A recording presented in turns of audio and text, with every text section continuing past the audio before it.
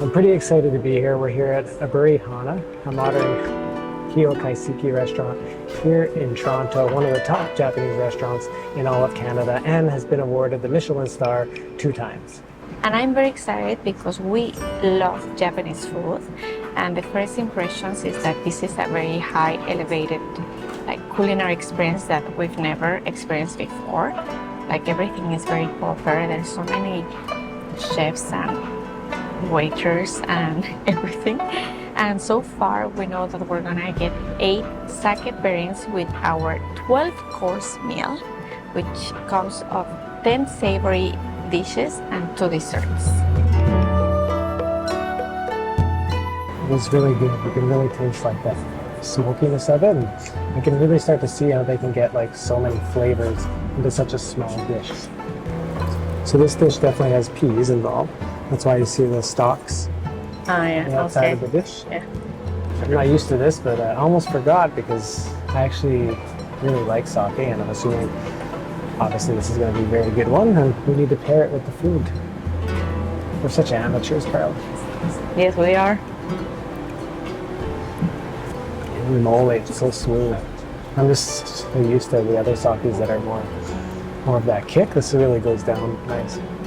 Well, they come and say a beautiful explanation about the food and drinks, which we cannot repeat as well, but he said that they double the time of fermentation. So I wonder if that's what it makes it. Brings out more of the notes, like you said, more of the cherry blossom flavor, the melon. Delicious.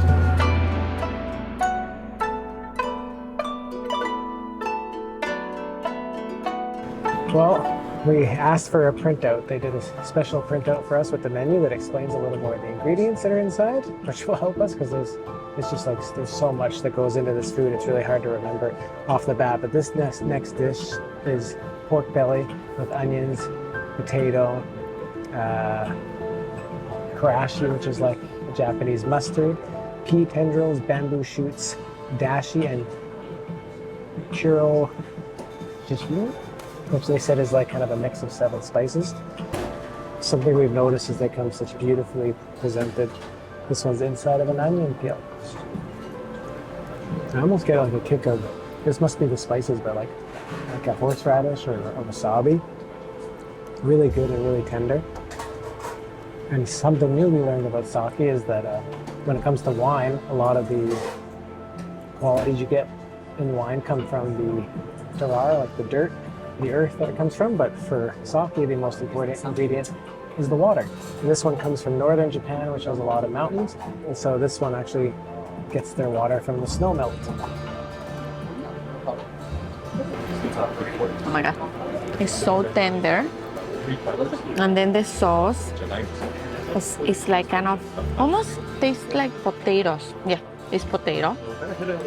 And then the sauce that comes on top, it gives it a little bit of sweetness. Very good. Look at the mess you made. Yeah, I'm kind of embarrassing us to Canada maybe. But thankfully they do come and clean it after each meal.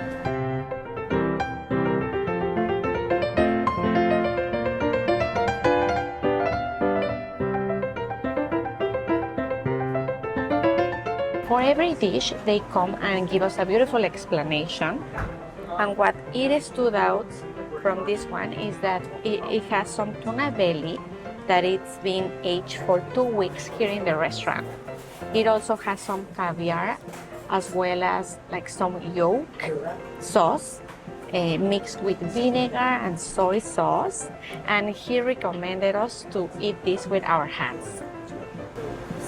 I wonder if you can eat this. I don't think so. Yeah.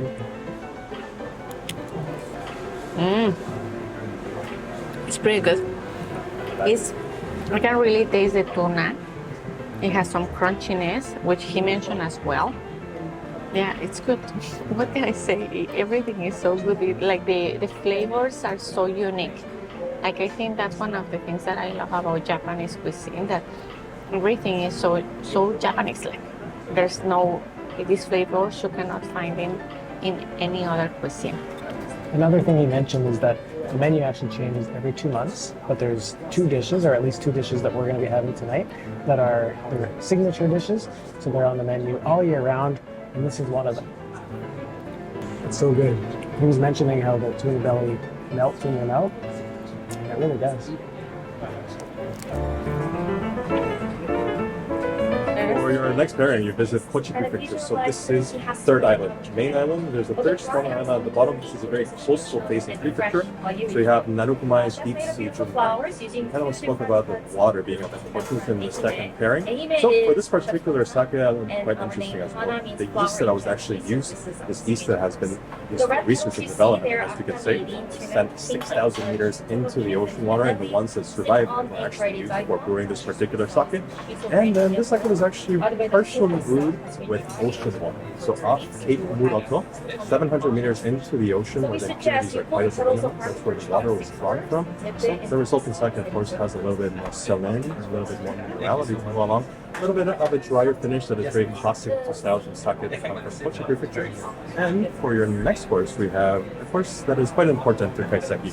We have Gohan, your soup course, that has a little bit more oceanic umami notes to go along with. So we wanted to pair a sake that had very similar characteristics to go along. All right, thank you. Before we open the lid, you may notice some spurts of water around the lid. It is called kirifuki, or water seal. It's more of a symbolic gesture. That means after chef seal with water, no one has to touch your dish. It is only specially made for you. It's a little warm, but would you mind opening the lid for me? This is owan. Owan refers to a soup course which is heavily involved with the use of dashi. So dashi is basic stock or broth, but it is used in almost every element of kaiseki. It's like butter for French cuisine. So in order to have a better consistency, Chef Yusuke is the only one who's allowed to make dashi here. The dashi this time was incorporated with the hamaguri, or hard shell clam from Ontario. This shell clam are available all season, but we would like to put it on our spring menu since they have a Hana Mitsuri, or the girls' festival in May in Japan, to wish a young girl longevity and good luck, and then they serve the hamaguri dish. So we wanted to add some festivities for you. The square shape right in the bottom, it is shinjo, or fish cake, also made with that hamaguri, or clam. We have wakame. On the very top, there is a hotaru ika, or firefly squid, simply boiled. We have a thinly sliced white green onion, boiled fiddlehead, kinome, Japanese herb, and strawberry radish. We suggest you enjoy all the component with the chopsticks first, and then grab a bowl, drink the soup like this, so no need for spoon. Okay. You can kind of break down the fish cake with your chopstick, and kind of scrabble the green onions around with your chopstick, and enjoy it together.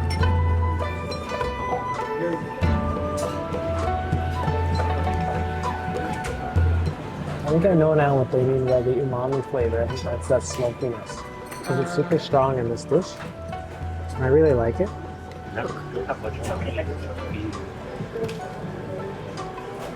It actually doesn't have a very strong flavor. I thought that it was going to be very fishy and very rubbery, but it's actually very tender. See what you think of the sake. So you said this sake is also made a little bit with ocean water. I cannot taste the saltiness of the ocean water, to be honest, but I'm not a sake connoisseur, so. To finish it off, she recommended to drink the broth just like this.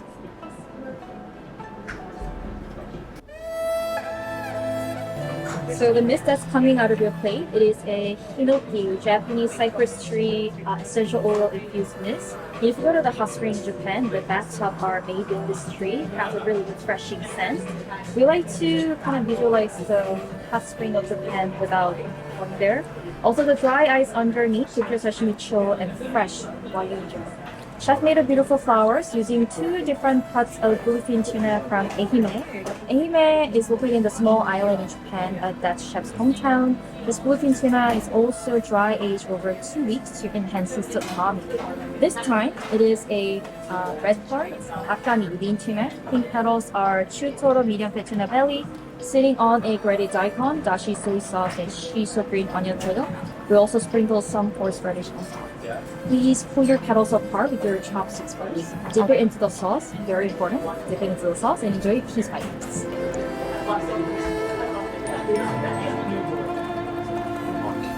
It's crazy how much that tuna like pretty much falls apart in your mouth. And a really good sauce. This might be my favorite dish so far, but it's all been very good. Yes, just the way I like my tuna. Pretty good.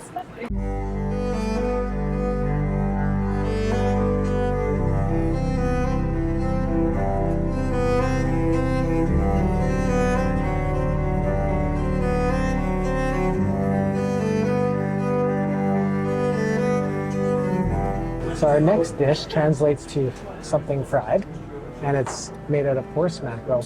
And it seems like a special dish because it's what the chef grew up with in his hometown back in Japan.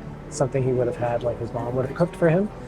And we're going to be pairing it with a sparkling sake that we're told is a little bit on the sweeter side and is aged in cherry oak berries. I don't think I've had sparkling sake before, but we actually fry this for 10 seconds, and it allows it to stay crispy on the outside, but about medium rare on the inside.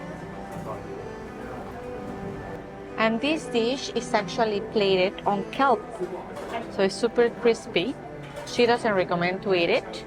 And then they use like a spring maple leaves, so this is how they look like. They actually but they don't tell you. And after this, your food is gonna taste amazing.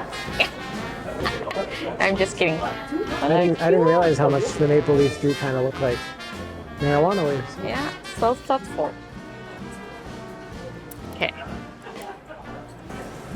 Oh my god. So good. I feel that the dishes are getting better and better. Or I don't know if it's the effect of the sake. Both. So we're up to our next dish that is called usako. And look at the beautiful plate. So he was actually saying that they collaborate with a region in Japan that they specialize in making high-end ceramic and porcelain. That back in the day, they only made dishes for the imperial family. But now we get to enjoy these beautiful designs that they change according to the season. So now it's spring, so that's why you can see like kind of like the blooming, I don't know, the blooming roses, the blooming like, I don't know, the blooming flowers. This dish is made up primarily of eel. And what's cool is this plant that they put on the top is actually foraged from the mountains of Japan and is only available for about a month each year. It really like melts in your mouth. And I always love the sauces from Japan. They're so good. I think this is the first time I'm trying eel. It's good. Yeah. It's pretty good. So tender, eh? Yeah. Just sitting in front of the kitchen and you can see all the time and dedication that they put on each dish. Like look like how small details they do.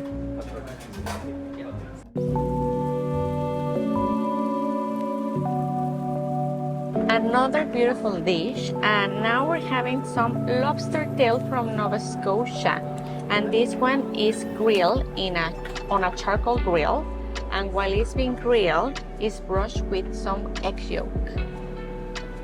And look at the detail. It just amazes me. Look at this flower. This is turnip, I think he mentioned.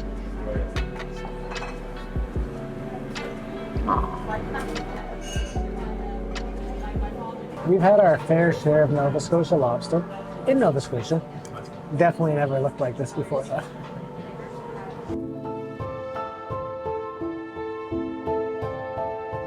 So our next dish is featuring the famous A5 Wagyu beef. So she was explaining to us that A basically stands for the highest percentage of meat you can get from the Wagyu, so the best quality, and 1, 2, 3, 4, 5, 5 being the highest quantity of fat you get as well, so also the best cut. And how they cook this was they have charcoal underneath it, and they do the torch on top of it, which is what we've been like seeing all night in front of us. Now we get to try it, and we get to pair it off with sake. This is the first one that's actually organic sake, which is something that's becoming more and more popular in Japan.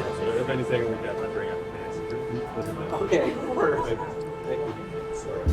And you can really taste the charcoal.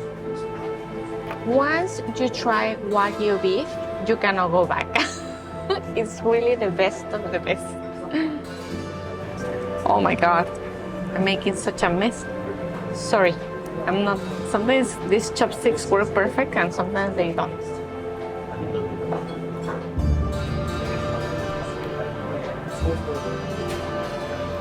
I don't know how to describe it. It's like it has so much flavor, like, you know, this kind of meat, but it's not like that kind of like beef taste that makes you sick. It's like just so good. And the guy was right, it has like that little spicy kick. Well, it has a little bit of a spicy kick.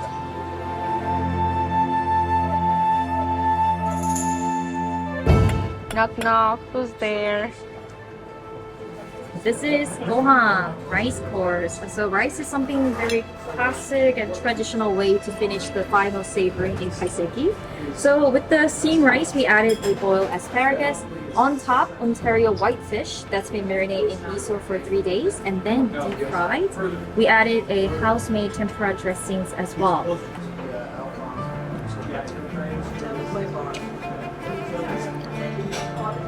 Oh my god, this is so good. This reminds me of other flavors that I've had in Japanese restaurants. It's very good. And we're actually pairing it with the first non-alcoholic drink, which is like a cold brew tea. We have some miso soup with it, which I didn't know that there was like white and red miso soup. I think we've only tried the white miso soup. So.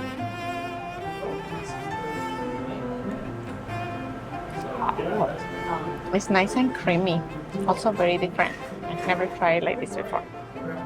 Okay, I love it.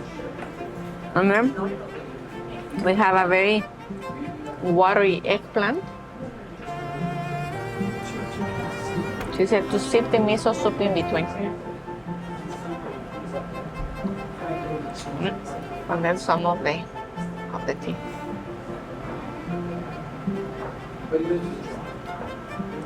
I like it.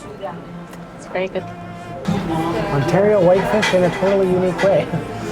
But yeah, this is part of their sustainable course, it's called. And essentially, long story short, is of course when you rely on a certain fish from a certain region, like especially back in the day, of course, you deplete those stocks. So they're trying to bring in more like local items. But it also says quality seafood through careful handling, minimizing animal suffering, and prioritizing sustainable fisheries from lake to fork. So definitely hope that becomes more mainstream. We finally made it to dessert, and we're having an introductory dessert, which is made of chosu, which is made of a sweet potato liquor as well as some lime. So it's supposed to work as a palate cleanser. It's like a sorbet. I don't know, it is different. It's not sweet. But this is what is expected, because usually in the Japanese cuisine, I don't recall having very sweet desserts. Sadly, we've moved on to our last course of the night, the 12th course, some dessert, but it looks delicious and so well presented as always. We have some, I can't remember the name of it, but basically Japanese strawberry, which is explained as a really big, super big strawberry that's also much sweeter than the ones that we're used to, as well as young ginger, which isn't as strong as older ginger, as well as also a white sesame macaroon. And then we have a dessert wine to finish it off with. And what's interesting about this one is instead of the ice wines in Canada, which are due to frost, this one's actually gets its sweetness due to mold. that at a certain time of the season basically breaks into the grape, extracts a lot of the water, which increases a lot of the sugar. Pretty cool. And it is very kind of like similar to ice wine. Oh, really? Which Do you I like love. it? Which one you like better though? I don't know, because I'd have to compare. Maybe ice wine, but it's tough. They're both pretty good. Basically, I like sugar. Let's just say. I tasted some meringue. I want to kind of try this macaroon because I actually don't usually like macaroons. I mean, I like them, but I just don't love them like some people do. It's actually really good. Wow. White tea. Or no, sorry, white sesame. So, just that you have an idea for this experience, our reservation was for 6. It's 9. So we've been taking 3 hours tasting this amazing food because it's really like a whole experience. Like I love all the explanations and all the, you know, like the time and dedication that goes into making each dish, because you actually have the cooks and the chef just right in front of you, like building all the dishes, which is amazing. So I definitely recommend this experience. Oh my God. Ah, this is so good. You can actually taste the strawberry, like so strong, like so sweet. Never expected this from a Japanese dessert, excuse me, because they're usually not that like sweet. They're more like blend to me, but this one is yummy. And then the macaroon. This is gonna be the test, because I usually don't like macarons either.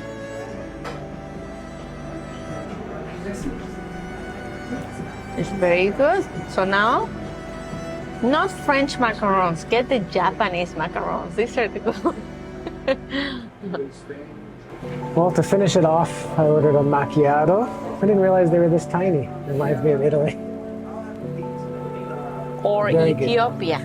Also Ethiopia. Great espresso there. But yeah, overall, this was a really cool experience. The first time we've ever been in a Michelin star restaurant, the first time we've had anything like this. And it was really, really interesting to get the explanation of each meal. But the fact that it's like the dishes, the preparation, the ingredients, everything goes together to create a special experience. And if you are interested in doing something like this, it's about, at least as of now, it's about $430 per person for the meals themselves, or about $600 per person with the pairings of the sake, which is a pretty cool thing to do if you're going to be here anyway. So all in all, it's definitely not a low-cost restaurant, but if you're doing something special occasion, or you're just looking to do something like this for the first time, you can definitely recommend it. But especially if you like Japanese food, this is a must-do restaurant when you're in Toronto and maybe Canada, because this is, Matthew was saying this was the first Michelin restaurant in Canada, and you don't find many in Canada, I don't think, right? Like, I don't know, like it's like a selected types of restaurants. So if you like this video, please give us a thumbs up, subscribe to this channel so you can learn more about these cool experiences all across Canada, as well as our guides for each province and so many cities. And visit our website at mosdocanada.com. It's the sake, I promise.